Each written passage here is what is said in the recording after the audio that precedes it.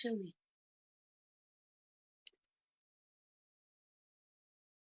إيبا سو نقضي هدناه سو عرارة تي وينيد بان هيا قنبل دريه ويناي سو عرارة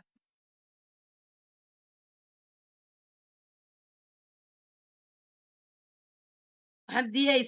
سويا حمداي سويا دقاي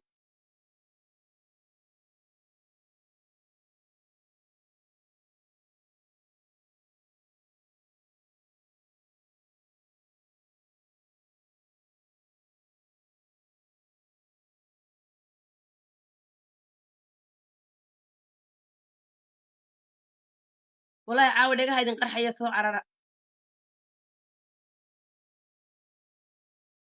سيسي حنا يا رورتي وشقتك ياي سو عرارة رضا هيسا شير قراية دي نقدا يو عليكم السلام ورحمة الله وبركاته بالله عليكم والله أنا سيسي حنا يا بالي توسية بل كعكع إذن كنا كع توصي إذن كنا دي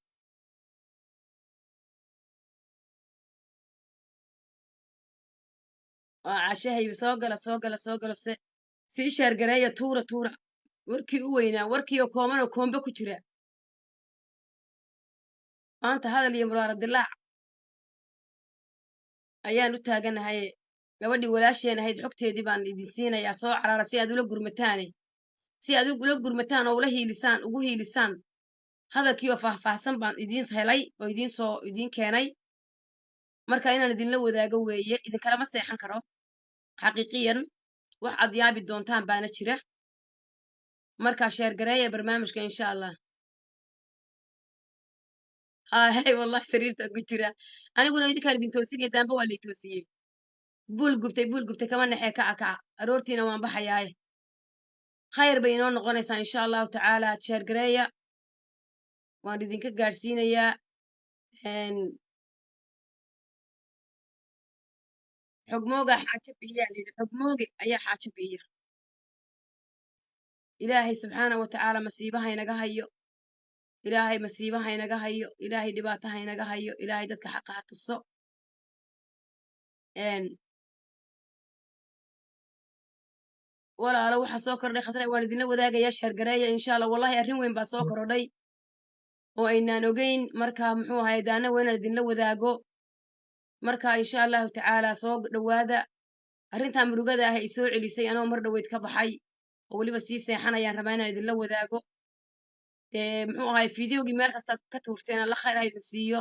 xogtii oo dhan baan soo helay aan wada waa dhan ma dhammo wali laakiin wixii ugu muhiimsanaa baan soo helay waxa meesha ka jira waxa gabadha walaasheen la hiqdhabanayso marka waxa weeyaan waa inaad ogaataan waxa maanta tusma la hiqdhabanayso maanta cadowga gacanta ay u gashay iyo wuxuu yahayba waa aynu ogaano maadaama aynan wax hore ogeyn inaynu ogaano weeyaan inaynu muxuu ahaayey la soconno weeye waxa dhacay in waxa weeye inagu aynan noqonin dad wax lagu soo dhex tuuro uno yaabo oo waxa ceebta daawada waa inaynaan noqon laakiin waa inaynu sii ogaano waxa dhacay iyo hadday dhacdaba waxa soo socon doona marka xaajadii iyo duuduuban ayaan soo helay run ahaantii waxa safiye helay waxa dhibaatada ku dhacday waxay tahay meeshay ka bilaabatay waxa hadda haysta waxaysan sheegi karin waxa weeye wuxuu dhan waan idin siinaya ma garanaysaan waxa weeyaan marka inaad idinla wadaago waan ku khasbanahay anigu dadkan ku tashanaya ila waa idinka dadka xumaanta ka dhidhiyaya waa idinka waxa maanta doonaya waliba gabdhaha Soomaaliyeed inay ogaadaan baa loo baahan yahay gabdhaha Soomaaliyeed dhibaatada jirta ee cadawga ah oo inay ogaadaan baa loo baahan yahay waliba wiilasheena intii fiican Ilaahay inoo fiicneeyo meel aynu uga soconaa ma jirto iyagun baa ina huran laakiin waa inaad ogaataa godadka qodan ee la doonayo halista in lagu rido waliba gabdhaha qurbaha jooga masiibo adduun baa dhacday masiibata ugu xun weeye in naftaada lala wareego xoolo lala wareegaynu arki jirnay guryo la dhacaynu arki jirnay qof lala wareego oo noloshiisa la yidhaahdo inta kaaga hadhay geerina ku diri maayo ku dili maayo nololna kuuma ogol qof lagu yidhaahdo isagoo nool lama arag lamana maqal nolol lamana arag lamana maqal qof isagoo kaliya ku yidhaahdo noloshaada anaa kule inta nolosha ka hadhay anaa kula taagan caawa marka waan idin bilaabayaa horta assalaamu calaykum waraxmatullaahi wabarakaatu dhammaantiin oo dhan waan idin salaamayaa barnaamijka sheer gareeya aniga wad iguma idaan baran xasarad iguma idaan baran inaan idin keeno been iguma idaan baran inaan fiyu raadiyo iguma idaan baran inaan social media lacag ka qaato ma fahmaysaan wallahi xoogayga iyo cagahayga wixii aan ku shaqaystaan cunaa ma fahmaysaan laakiin waxaan rabaa inaan wax bedelo oo aynu noqono dad walaala ah dhabarka isu jeedin laabta isu jeediyo mar walbana waan idinku idhaahdaa waxa mar walba igu kalifaana waxa weeyaan wax ilaahay igu abuuray oo ah jacaylka ummadayda ma fahmaysaan marka waxa weeyaan walaalo dhibaata jirta walaalayaal dhibaatada dhacda qofka dadku waxbay ka bartaan waa inuu qofku wax ka barto waxa weeyaan marka waxaan hadda fiidiyoogii markii aan duubay meel walbuu gaadhay gabadhii aynu u dirnay fariinta Safiya Tusma ahaydna wuu gaadhay dadkii ehelkeeda ahaana wuu gaadhay isaga ehelkiisina wuu gaadhay sidaa darteed waxa la ila soo xiriiray wax aad iyo aad murugadeeda u xambaarsan oo kuwa isaga ugu xiga ee ugu dhow ay ila soo xiriireen oo sax ah oo ceeb aan ahayn yani wax beena waxa weeyaan marka Safiya Tusmo 3 sano ka hor ayaa la guursaday si xalaal oo sharaf leh oo laba qabiilo u kala doontay ayaa loo guursaday nin ay islahayd maanta ka meedho wixii ku soo maray oo guurkaaga ku deg ayay guursatay magaca ninka guursatay Safiya waxa la yiraahdaa Cabdi Ciise Cajuun ayaa la yiraahdaa Cabdi Ciise Cajuun waa father of 7 children caruur leh oo reer leh qaahir uu joogay markay guursatay noloshiisu may ahayn mid isku toosan Safiya maanta iyada ku tacabtay sida qofka loogu tabco ee ilmahaaga aad ugu tacabteed u korisay jaamacad u geyso ayay ugu tacabtay inay maanta xoolo iyo wax walba iyo inay dhoofiso iyo inay kaxayso ay samaysay wiilkaas Safiya iyadu maanta furaash xariira iyo raaxa ah oo jacayla ayay goglatay ay rabtay inay goglato guri yagleelato laakiin iyadu may gafana guursabay istiri laakiin furaashkii ay dhigatay mas baa ku hoos jiray mas ayaa ku hoos jiray iyadu waxay tiri 2 sano ku noolaa laakiin 3 years bay hel ku noolay 3 sanadood sanad bay ka jirtay waxaan rabaa xaqiiqda jirta inaan idin sheego Safiya markii la guursaday arrintaasi dhacday Safiya horta way xanuunsantaa sideeda ma aha she is not herself markii iyadoo hadda arrinta ay ugu timid ay ka timid Mareykanka ay ka timid ee xagga tagtay waxay u tagtay cilaaj Safiya waa la sixiray way xanuunsatay waxa weey nolosheedu dhan baa lala wareegay telefoonkeeda waxa lagu xidhay wax la yiraahdo team view buu ku xidhay Safiya iyadoo Mareykanka joogta ayaa la maamulay iyadoo Mareykan joogta baa waxa la ogaa nin wiilka Hargeysa jooga inuu soo wax qofka wacay inuu arko qofka soo message gareeyay inuu arko buu awood u yeeshay Safiya waxa lagu sameeyay in wax kasto ay haysato la ogaado oo telefoonkaaga halka laga daawado not only TV iyo waxa telefoonka caadiga haysato noloshaada caadiga shaqo hadaa tagayso wax kasta hadaa tagayso waxa weeyaan Safiya waxa lala wareegay waxeedii oo dhan nolosha iyadoo ku jirta ayay maanta waxay u timid inay ilmaheedii xanuunsanayay caruurteedii ka soo tagto ay istiraahdo muxuu ahaaye iscilaaj ninkeediina de wali isqabaan laakiin noloshu aad u xunto hel tahay Soomaadan garanin Safiya markay xagga tagtay waa la dabiibay quraan baa la saaray dadkii waxoogaa way fiicnaatay culimadii way ula hadleen waxa lagu yiri fargal iyo bahal ay sidatay bixi fargalkaana bixi waxa weeyaan waxna looma qarin safarka fargalka iska bixi ninkaana ha u dhawaanin telefoon yuusan ka soo wicin caadi baa loogu sheegay Safiya wax kasta ayuu ogaatay maalmay ahayd Safiyadeedii oo ay jacanigi waxa la yiri noqotay qof si hurdo ka soo kacay oo kale noloshay ku jirtay waxay ku jirtaba ay la yaabtay maalmo yar oo kooban Safiya iyadoo sidii ku jirto wali daway cilaajkeedii waxay u socdaan way ka farabaxsatay wixii ku dhacay oo haddana waxay gacanta ku dhigay wiilkii awalba gacanta ku hayay telefoonkeedii iyo fargalkii iyo waxyaalihii oo dhan martibe lagaga celiyay Safiya waxa la saaray xitaa waardiye inta la saaray baa la yiri social media ayay gelin iyadoo Safiya saaran waardiye oo la hayo ay dhalinyaradi haysay ku tiri waan seexanaya madaxa ay xanuunaya telefoonka intuu ka soo wacay buu ku yiri dhageyso inaanan arrinta dhacday ee Snapchat-ka la geliyay shaqo aan ku lahayn waa inaad wacdo nik waxa ku soo wacay shiina culay markay la soo waco wareysanayay inayd wiilkaasi waa bari isaga ku yiri qof kasto Safiya wacay oo wareystay ninku isaga shaqo ku leh waa inaad wacdo arrinta beenisa lagu yiri Safiya wallahi inaanan been idin sheeganiyo billahi beeni baa lagu haddaad wacdaan lambarkeeda idin siiyo ومغليا وحا كلها هدليسان awooday ku dilid garaysana male haddaad been idinka ay ru doonaysaan safiya telefoonkeeda caawa haddaa wacdaan Ethiopia uu jooga horta wiilkii wuu baxsaday dirirna buu joogaa wiilal reer Djibouti buu la joogaa waana la qaban lahaa maanta safiya dadka iyada ka hortaagan safiya hadda waxa weeye bilkos waxba laga hayaabaa lagu yiri safiya noloshaada wajaale maalintu ka talaabay muxuu yiri wajaale maalintu ka talaabay wuxuu yiri waan ka baxay xuduudda Soomaaliland waxaan ku sheegayaa noloshaada inaanan geerina ka dhigayn nolol la aanan ka dhigin waligaan anigu aan kuleeyahay waxaad samay kartaana ayna jirin baa lagu falsafiye loogu hanjabay xuduudda Soomaaliland waan ka baxay dirirna buuna joogaa Cabdi Ciise dirirna buu fadhiyaa safiya cid walba oo wax qaban lahayd iyada ka hortaagan hadday dadkoodu hadli lahaayeen ama asxaabteedu hadli lahayd oo waxa jira sheegi lahayd iyada oranaysa anaa ku beeninayo soo fadhiisanaya way telefoonka inta lagala hadlo buu oranayaa wallahi waan soo dhigayaa hadduu qof hadlo anigu caawa arrinta aan qarxinayo de isagu hadduu xiniyo leeyahay soo dhigo anaa qarxinayo caawa la taagani anaa qarxinayo caawa safiya horta waxay ku jirtaa waa noloshaas dadka waraysanaya safiya waa waxa weeye isaga ka dambeeya in iyadu cidda wacato oo la waraysto u sheeg naaya haddii kale wallahi billahi tallahi waxa dhaca waa dadki qofka waa inaad ku tiraahdaa ninkaasi wax alaala waxa uu shaqo ku leeyahay dambiilii ma jirto horta safiya say ninka u difaacaysaa waa saa ma fahmaysaan safiya caawa lafteeda quraan baa lagu hayaa caawadan wallahi inaanan been idiin sheegin ma fahmaysaan waxa weeyaan markaa isagii wax walba wuu la socdaa dadkiisina wuu u sheekaynaya gabdhihii way xanaaqeen hablihii isaga la qabiilka ahaa maanta isaga inankaas ciida gale way xanaaqeen gabadhii damiir kasta way xanaaqday facebookiisa eega wax walba wuu daawadaa dadkana ma aqbalo laakiin safiya hostage baa lagu haystaa safiya waxaa lagu yidhi hadda ugu dambayntii finally $21,000 haddaad bixiso kiliibka waan tuuraya kiliib baan kaa hayaaye $21,000 iga siiso haddii kale publican soo dhigaya safiya waxay u leedahay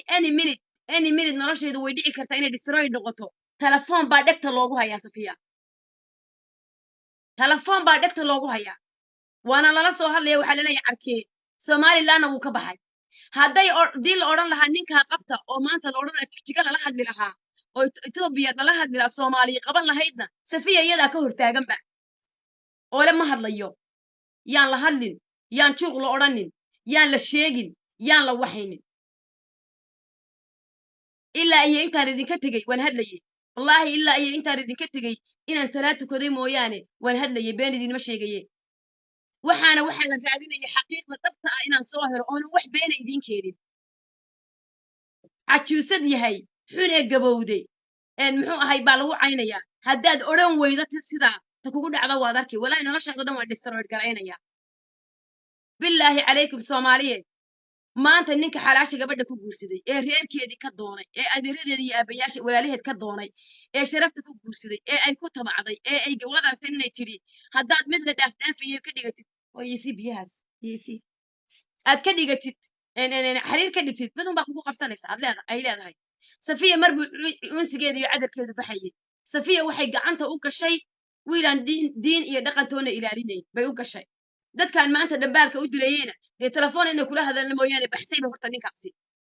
maalintuu xadka ka baxay wajaale buu badheeday wajaale markuu ka baxay xadkiisa ayuu horta badheeday markii hore dhan wuu isnabayay aad baad u mahadsantihiin safiya waa inaad horta jacaylkii galabta aad muujiseen soo muujisaan 800 qof baad igu daawanaysaan waa inaad soo muujisaan oo wadnaha usoo tuurtaan horta safiya horta wadnaha usoo tuura inaynu garab taagannahay safiya usoo tuura haddii inay nagu xisaabtanto oo wax ku dhici karaa jirin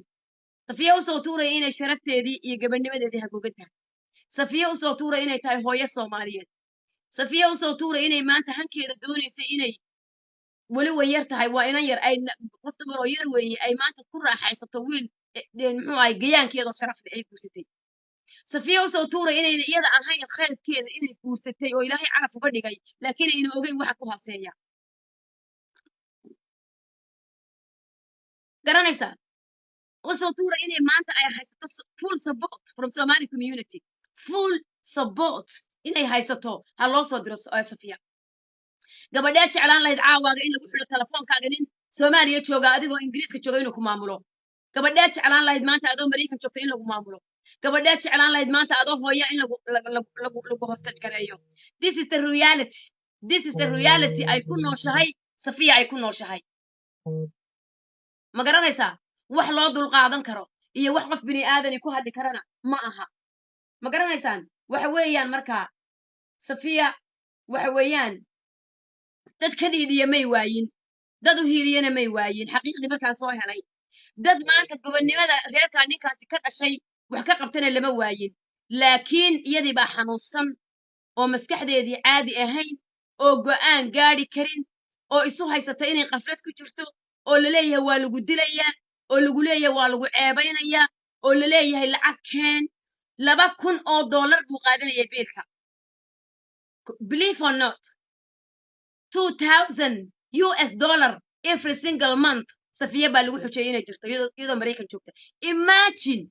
imagine hooyada joogta Mareykan ee aan decision gaari karin because caafimaadkeedii ma joogin she is not herself maanta maxaa idinku lahaa si xirto ma jirin Safiya waxa weeyaan fargalka maanta aan xidhanahay loo xidhay jacayl baana loogu xidhay jaarkas kaasoo kale ayaa jacayl loogu xidhay jacaylkii fargalkii loogu xidhayna fargal sixiran buu ahaayay balaayo kala kulantay oo iyadoo joogta Mareykan la abiyuusay oo iyadoo joogta Mareykan la yiri intaasoo lacag bilowba soo dir oo iyadoo joogta Mareykan qofka wacaya iyo qofka ila hadlaysa muxuu ahaa iyo aniga adiga hadashay bal lahaa thank you jacaylkaad u muujisan Safiya thank you wadnihiina quruxda badan thank you jacaylkiina Soomaaliyeed thank you inaan maanta proud idinku ahayo qof xun aanan Soomaali uga calool go'ayn thank you inaanan oranaynin maxaa Soomaali iga dhaliyay waayo intiina soo wanaagsan baaba joogta thank you inaad maanta jacaylka muujinaysaan oo Safiya wada taageersan tihiin oo kama qurux badan soo qoraysaan ma garanaysaa thank you ina anaguna garbaha aan ku duulaya aad tihiin oo aan isku kiin halaynayaan oo dhaahdo qof xun haddaan arko inuusan nationkayga ahayn waxaad soo qoraysaan maanta yacnigii waxa yidi diila i geliyay maanta inaan idinkula soo noqdo waxa weeye haddaydan Safiya support tusi lahayn niyad kumaan soo noqdeen laakiin jacaylkii way daawatay maanta filimkii way daawatay kiliibkeennii way daawatay jacaylkaad u muujiseen waa loo dira way daawatay Soomaaliya oo dhamina way daawatay Safiya maanta waa hostage soo maydan arki jirin qof la afduubay oo meel cadow ku hayso Safiya waa la haystaa waxa ugu daran qofku inuu ku qabsado waa inuu maskaxda laga qabsado caafimaadkaana lala tago Safiya burca loo qaaday believe or not burca la geeyay rusheeye iyo waxa loo geeyay dadka halka joogay ma garanaysaa Safiya maaha qof aynu oran karno why she did this why she didn't do that ma garanaysaa maanta wiilkan le 22 baan ka siisanayaa marwadaydii inaan ku fareexeeyo ee ay iga iibso ila waa ay iga iibso ma garanaysaa ay iga iibso de waxaan leeyahay warniyow 40 baan ku siinaynaa de hor ima waa agreement kana la gal ha isku yaraynin 40 baan ku siinaynaa taariikhda Soomaalidana waan kugu qoraynaa 2020 wiil ciidan gala ah ma garanaysaa oo Cabdi Ciise Cajuun la yiraahdo ayaa sanadkii nooca ahaa xaaskiisii intuu taa ku sameeyay oo fiidyo u qaatay oo sidaa yeelay ayuu iibiyay Google-kaana ku geynaynaa si loo soo hele dee soo baxo agreement nala gal lacagtana 20 baan kuugu darnay aniga ka dilaalehe bariya aniga ka dilaalehe soo bax Soomaali horkeeno fiidyo gana nasi lacagtana qaado soo qora de loofka soo tuura miyayna sidaa ahayn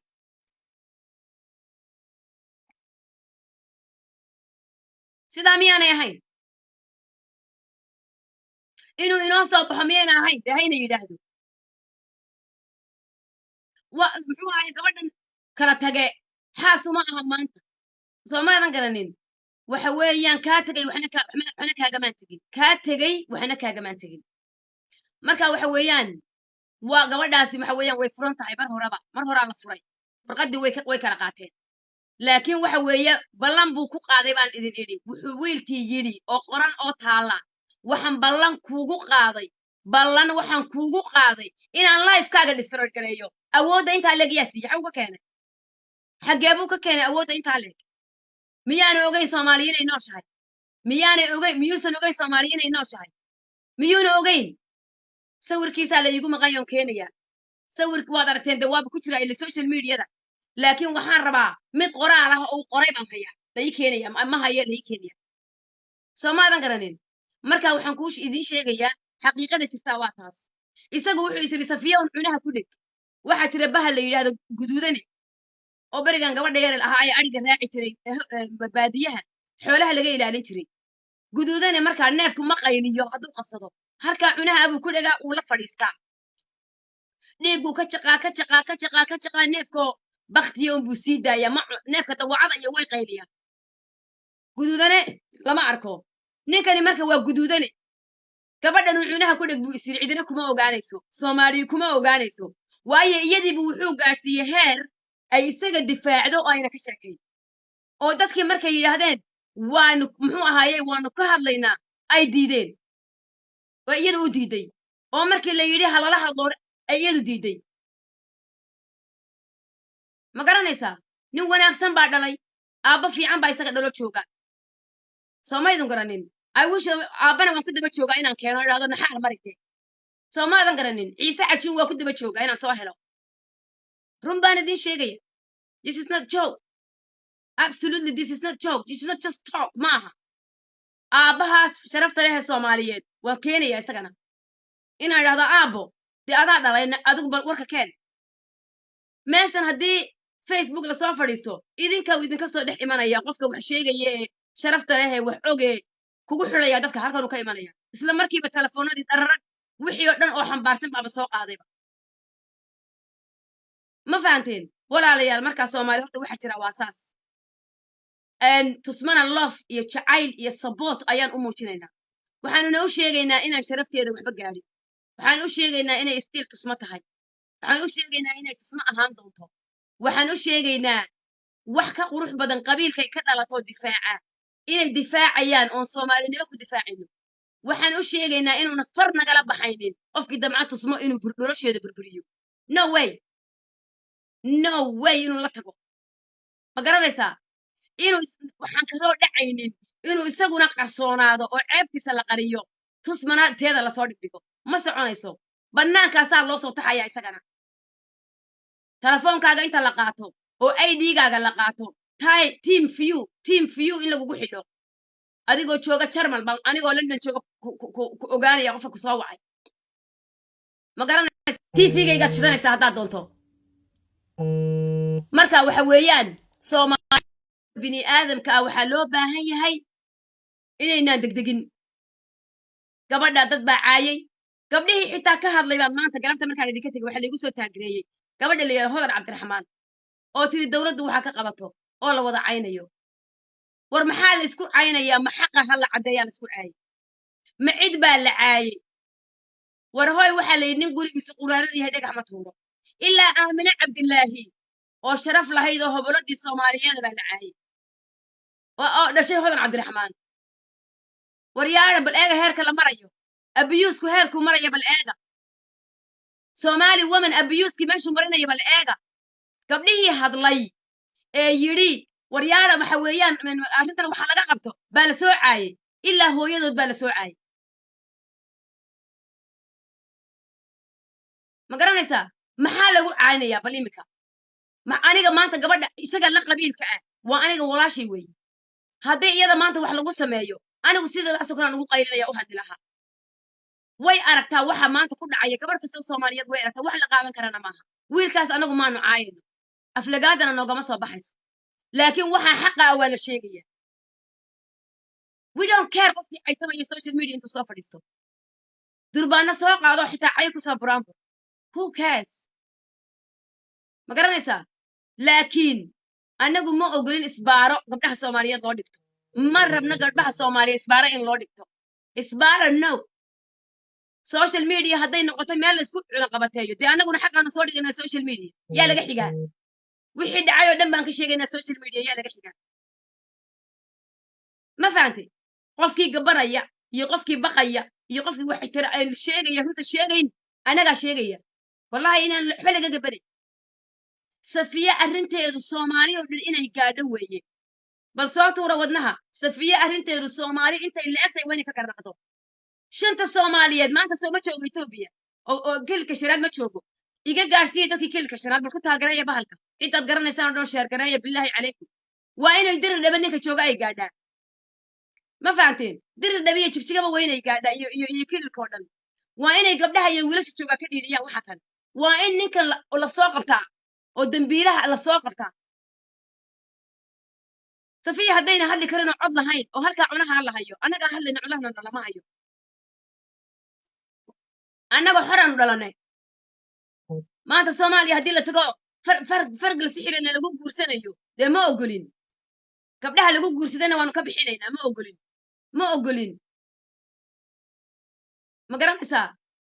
adduunyada waxa ka jiran la soo kacay waa waxaasaa jira ma garanaysaan wax la qaadan karo oo la odhan karo bini aadan ilaahay abuuray ayaa samayn kara maaha naagtaadii xaaskaagii because of money thank you so much thank you aad baan idinkaga mahad celinaya saboodka safiya sabood garaynaysaan safiya waxaa loo dulaynayaa waa lacag nothing else markii horena waxa la 2,000 kan bishii buu bixin jirtay 3 sanay $2,000 bixin jirtay balaas inay ka rartay qaahira balaas inay noloshiisaba dhisto guri kirayso gaari u iibiso wax kasta u qabatay noloshiisii oo dhan ay saa u tabantaabisay caawana waxa la leeyahay waa inaad $21,000 keentaa waxaan kaa hayaa kiliib baan kaa hayaa wadhaas idmir kiliib baan kaa hayaa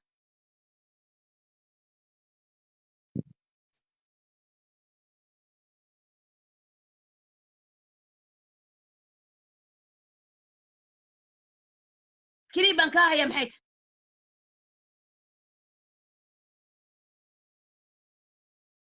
naagtaad qabtay ee xalaasha lagugu meheriyey ee aad qabiilada ka doonatay ee wiiradka ka bixisay ee meherka ku mehersatay ee 3 sano aad qabtay ee xaaskaaga ahayd adigoo xalaal lagugu dhalay oo nasaba oo aabbahaa joogo sidee baad ugu odhan kartaa lacag baan kaa doonaya haddii kale waan ku ceebaynaya noloshaadaan burburinaya xaggaad adduunyada kaga nooshahay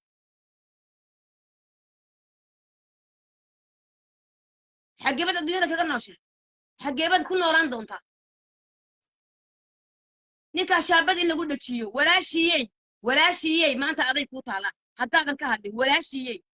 walaashiisa la dhashayay ina ciise cajuun hadday adduunkada ku nooshahay walaalay ha saboorin dulmiga walaalka aniga wiilal baa ila dhashay gabadh inay xumeeyaanna ma ogoli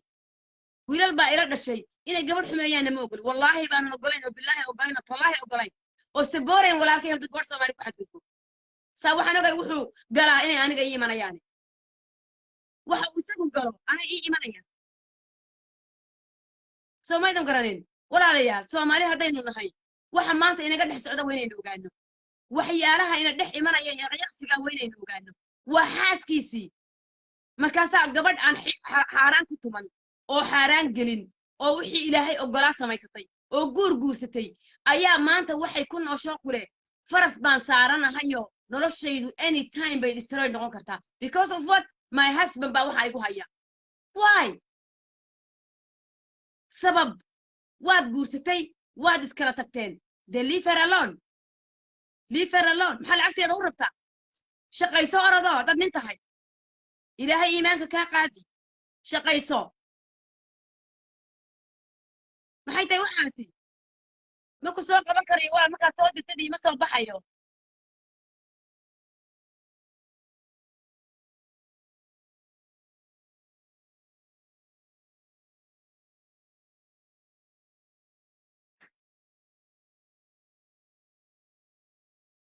I don't know waxa iga haya dadkan wallaahi way igu soo galayni maanta dhan lowdhin buu odhanaya markaan qofka soo qabto ma garanayo qofka markaan damco inaan soo qabto kamara bisaabto lowdhin buu odhanaya mana ii soo baxaysaan ma garanayo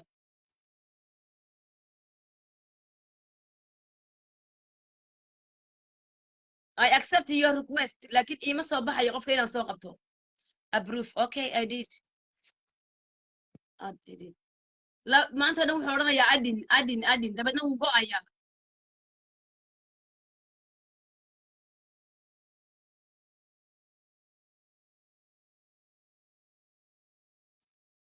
ولا ليال مع وحنا قبلها الصوماليات قفك بني آدم كا ويدر وحنا يرانا يا أي تكنيشن كوس كاميرا ما كان يسوي درتان ركوستيجا أنا قفك تابتو قفكي بس بحيا وحورنا يا أدي ما كان أول سيد لا لو دينو كا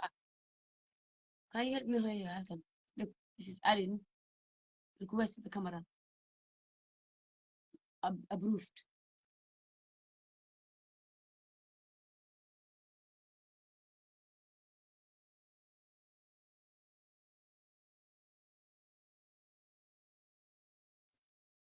من إيه السوق إيه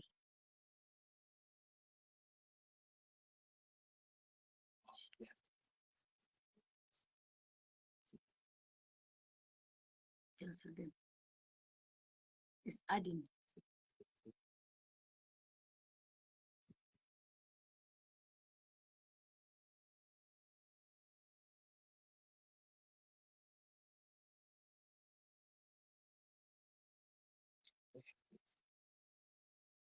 الله عيل بدنا يا عيل بدنا والله بالله I can't do this فكرنا يا واي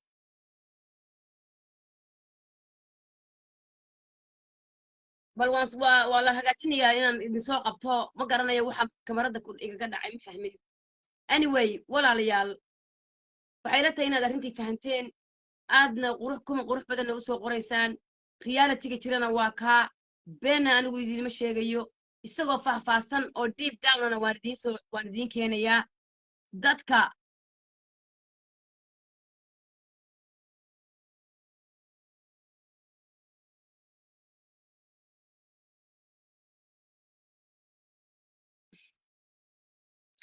marka waxa weeyaan kabarada rabaa wali inay hagaajiyo waxaan idin sheegayaa marka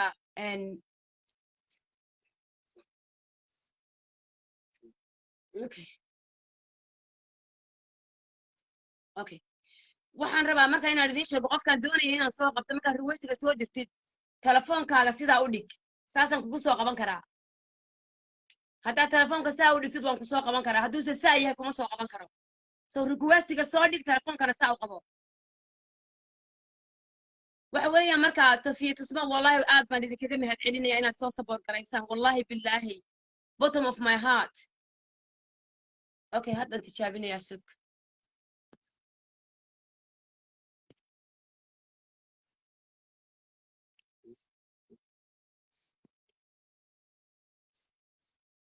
no answer soo qabanin okay حاول add it says adding so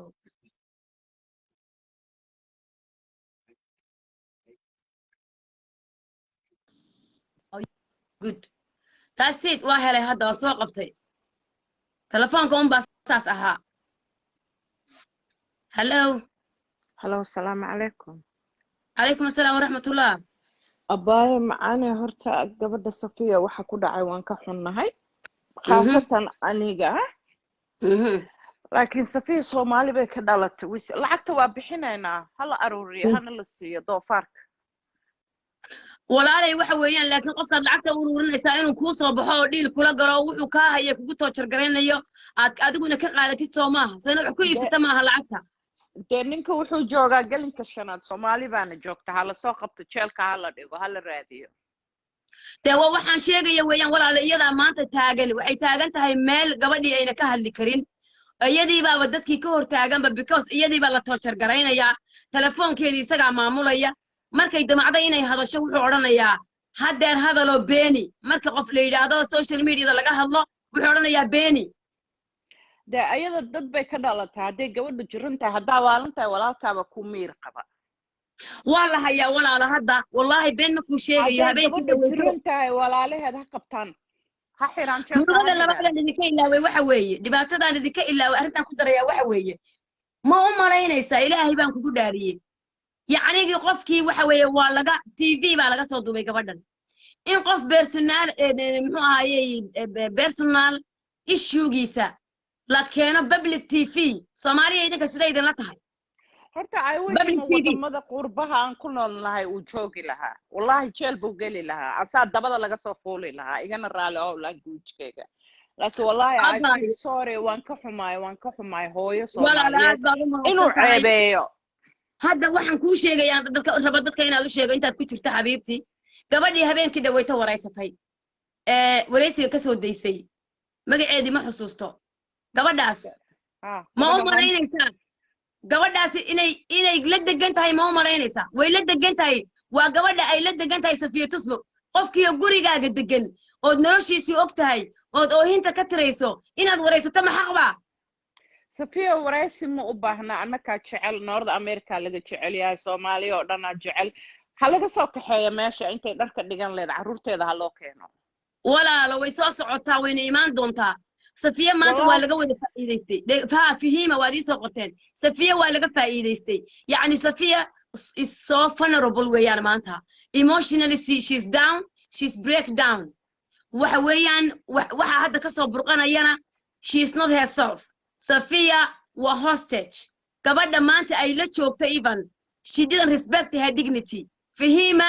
TV-gii dhamaaya public ahaa ayay ka soo daysay gabadhii gurigeeda joogtay waa gabadha Safiya gabadhii la joogta habeenkii dhaweyto waa laga ilaalinayay in lala hadlo yacnigii maanta wuxuu isaga ku kaliifaya isaga wacaya waa inaad waraysiga bixi mar walba Safiya waa la maamulaya Safiya oohinteeda la rabaa Safiya cadawgeeda wuxuu rabaa iyadoo ooyaysa in la arko Safiya waxa la rabaa iyadoo dhaawaca in la arko dad baa ku tiiqtiiqsanaya oo Safiya maamulaya maanta dadkii hayay ee gacanta ku hayay maanta iyagu waa diyaar oo maanta way hayaan oo quraan bay saarayaan oo gacantay ku hayaan oo inay qabtaan diyaar bay u yihiin laakiin qofku de markuu caadi yahay xoogaa caadi yahay dajiha laguma xidhayo ma garanaysa telefoonkiina way haysataa Safiya waxay ku fiicnaan lahayd dad nasteexa inay gacanta ku qabaan waayo gabadha maanta ay la joogto ee ex dimaashideeda ah halkan baan u marinayaa Fahiima TV dadku daawanayaan maanta la joogto qofkiisa in laga soo daayo oo waraysi beenbeena laga qaado waxa weeyaan ma wanaagsana oo la yiraahdo waa la waraysanaya qofku markuu heerka joogo social media ba in laga daayo weeyaan telefoon in laga qaado weeyaan waayo maanta Safiya way xanuunsanaysaa to be honest with you Safiya waxbaa lagu sameeyay wayna xanuunsanaysaa mana aha waxa lagu sameeyay in wax laga qaaday oo wax laga hayo xumaan laga hayo ma aha Safiya waxa weeyaan black magic baa ku dhigan sixir baa Safiya ku dhigan horta abaayo macaani ani Safiya waa daawan jiray Snapchat-keeda koodhe qisada ay maanta ayada haysata hadda ka hor way ka hadashay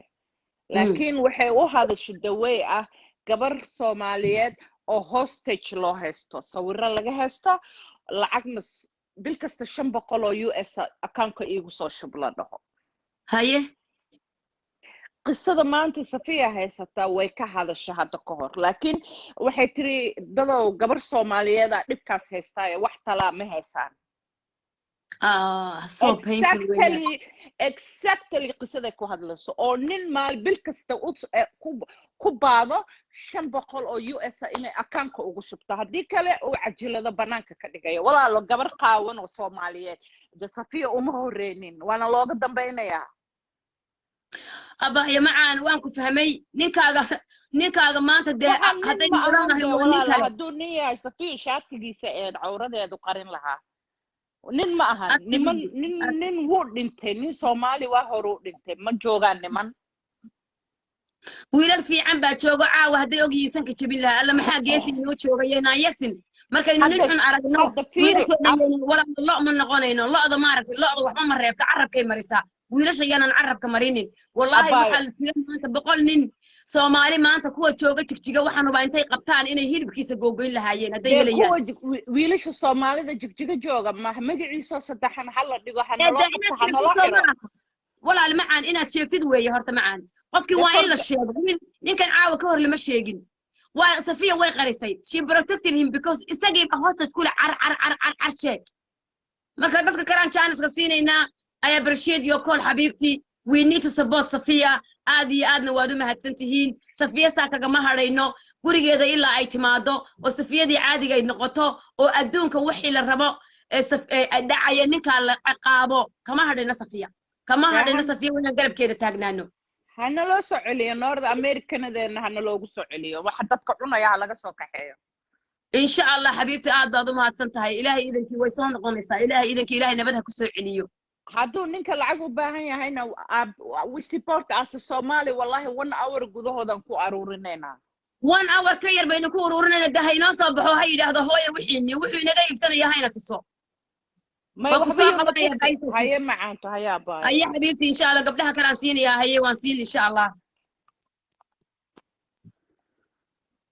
baayisa maba ku haye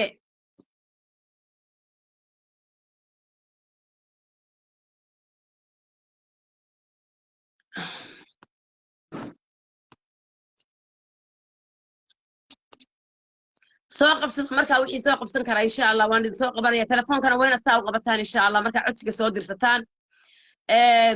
walaalayaal waxa dhacaya waad aragtaan wallahi billahi wax laga qabsan kara ma aha soo dir requestiga soo dir Faiza kuma arko markaan tirada soo qabo marka waxa weeyaan waa wax laga xumaado waxa weeyaan waa wax laga gariiro waxa weeyaan waa wax gabadh kasta ku dhici kara waa wax wiil kasta walaashi ku dhici kara maanta wiilasheeni wanaagsan carabka inaan marina maaha rag wanaagsan baa jooga geesiyaal baa jooga hortooda lagu rifi karin geesiyaal baa jooga matagaya caawa waxa haday maqlaan geesiyaal baa jooga maanta dhaqankeeni xambaarsan geesiyaal baa jooga calaykum asalaam waraxmatullaahi wabarakaatu laakiin maanta waxa weeyaan ninka intuu xaaskiisa guursaday 3 sano hostage-ka ugu jiray fihima markuu arko Fatima codka soo dir iima soo baxayo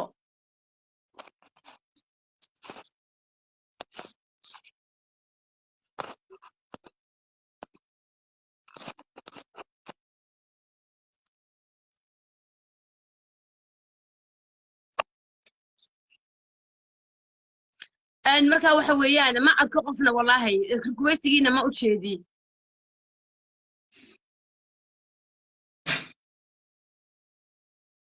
bahalka anu kuma fiicni moogta requestigiina waan arkaya qof saanka de markuu ii soo dhaco markaan qabto approve baa ku qoran marka ma arkayaba wax requesti ah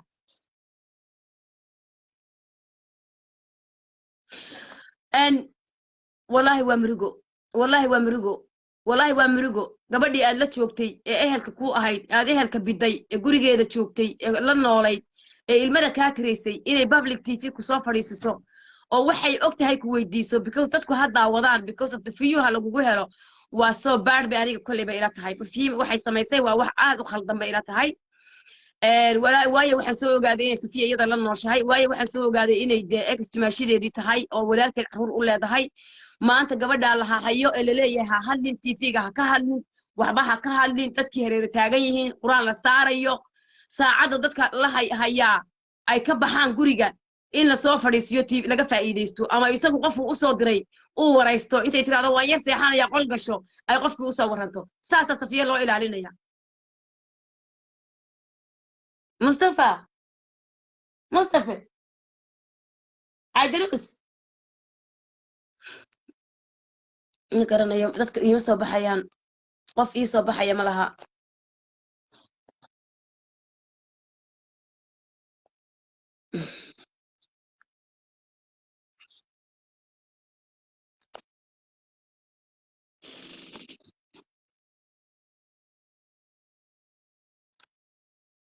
it's just not coming I just want to close this window because I couldn't see the request.